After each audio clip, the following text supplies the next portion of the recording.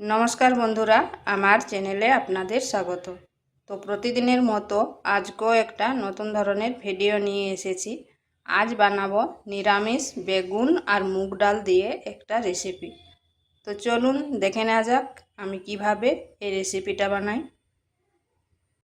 এখানে নিয়েছি বেগুনগুলোকে কেটে নিয়েছি, আর নিয়েছি মুগ ডাল। মুগ ডালটাকে হালকা একটু ভেজে নেব। দিয়ে দিচ্ছি মুগ ডালটা। একটা যে গন্ধ থাকে সেটা চলে যাবে, হালকা একটু ভেজে নিচ্ছি।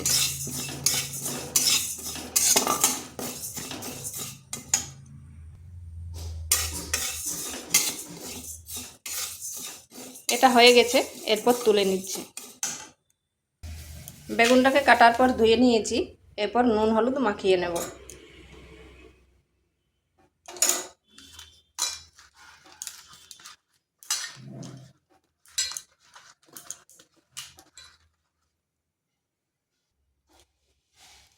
কড়াইতে দিয়ে দিচ্ছি তেল।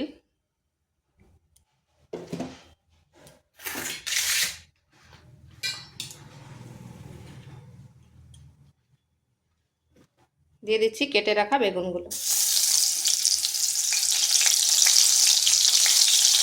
প্রথমে বেগুনগুলোকে ভেজে নিচ্ছি।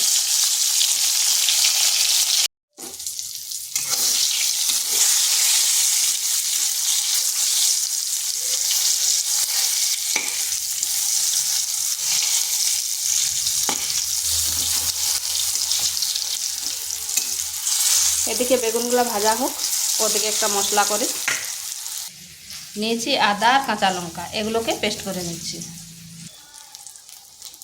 বেগুনগুলো ভাজা হয়ে গেছে, এগুলোকে তুলে নিচ্ছি। ওই তেলের মধ্যে দিয়ে দিচ্ছি গোটা জিরা, একটা তেজপাতা। ফোড়ন থেকে খুব সুন্দর গন্ধ বেরিয়েছে। এরপর দিয়ে দেব আদা কাঁচা লঙ্কার পেস্ট।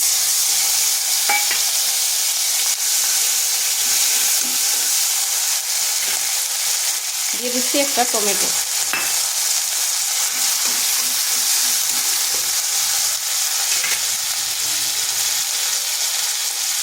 পরিমাণ মতো লবণ।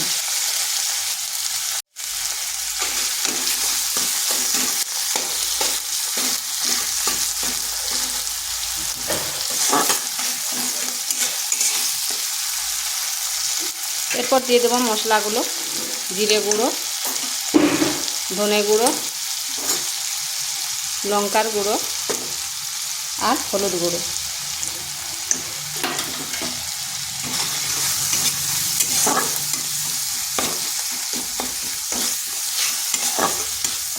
মশলাটা একটু কষে নিলাম, আর টমেটোগুলোও খুব সুন্দরভাবে গলে গেছে। দিয়ে দিচ্ছি মুগ ডালটা। ভাজার পর মুগ ডালটা ধুয়েছি, এটার সাথে কষে নিচ্ছি।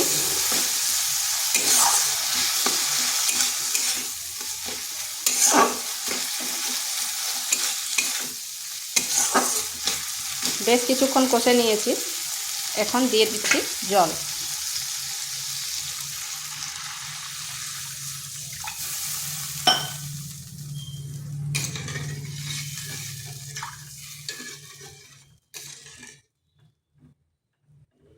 এরপর ঢাকা দিয়ে 8 থেকে 10 মিনিট রেখে দিচ্ছি।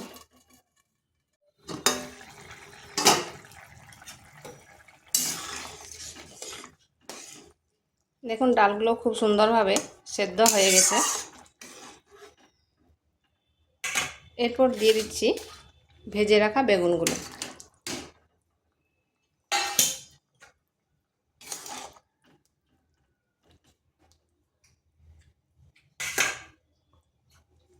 দিয়ে দিচ্ছি কয়েক দানা চিনি।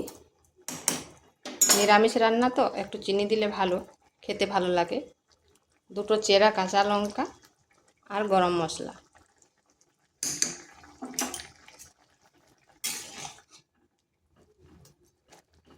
এটাকে কিন্তু আর বেশিক্ষণ রান্না করব না।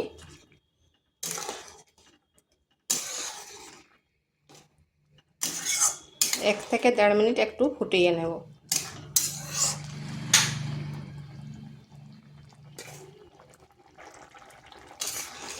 তো এটা হয়ে গেছে, এরপর নামিয়ে নেব। আর এইভাবে করে নিচ্ছি কারণ একটু ঝোল আছে, এটা ঠান্ডা হয়ে গেলে ঝোলটা শুকনো হয়ে যাবে। তো এইভাবে একবার করে দেখতে পারেন। বেগুনের নিরামিষ রেসিপি গরম গরম ভাতের সাথে খেতে দুর্দান্ত লাগে। আর ভিডিওটা ভালো লাগলে লাইক, শেয়ার, কমেন্ট অবশ্যই করবেন। আর নিত্য নতুন রেসিপি পাওয়ার জন্য চ্যানেলটিকে সাবস্ক্রাইব করবেন।